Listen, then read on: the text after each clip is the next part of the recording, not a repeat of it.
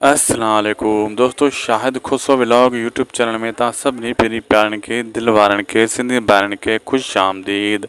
अॼु रिव्यू कंदासीं mega soap serial पंहिंजा वेरी। जी हाँ दोस्तों, हाणे इहो वेर जेको हुयो पंहिंजनि जो इहो कंध में पइजी वियो आहे चाकर ख़ान जे। चाकर ख़ान तकड़ि करे माण्हू त अकबर ख़ान जा मारे आयो हुतऊं, उन खे ख़ासि हासिल बि कुझु अहिड़ो न थियो ऐं हिकिड़ी सुहिणी खे वठी आयो जेका उहा उनजे बंगले में बीठी आहे।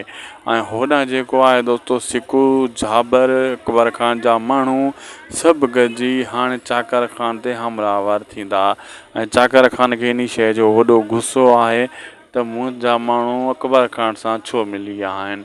होॾां सांवल बि हाणे गॾु साथ ॾेई रहियो आहे, लेकिन उन खे इहो इंतज़ारु आहे त इहो पंहिंजे चिॿे सौट खे जल्दी वरी परणायां ॿीहर सुहिणी सां, लेकिन चाकर मना करे छॾी। तव्हां ॾिठो बाक़ी अचण वारे एपिसोडनि में इहे सीन धमाके वारा तव्हांखे ॾिसण वटां मिलंदा, जंहिंमें अकबर ख़ान पंहिंजो पलांद वठण जे लाइ वॾो काहु काहे चाकर ख़ान जे घोड़ जे मथां हमिलो कंदो।